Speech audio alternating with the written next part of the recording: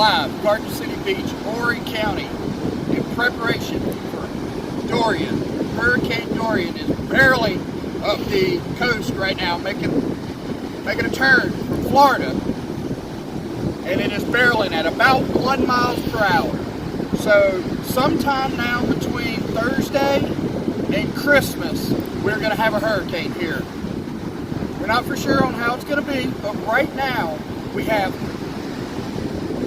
barometric pressure is dropping, and the winds are coming out of the southwest at about 3-4 miles per hour.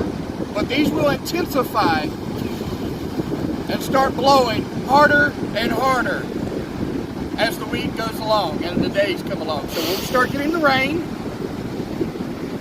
Now, all these people out here are risking life and limb from the dangerous rip currents. The rip currents can pull you away at any moment. So, stay safe. Coming to you live, Horry County, Garden City Beach, in preparation for Hurricane Dorian.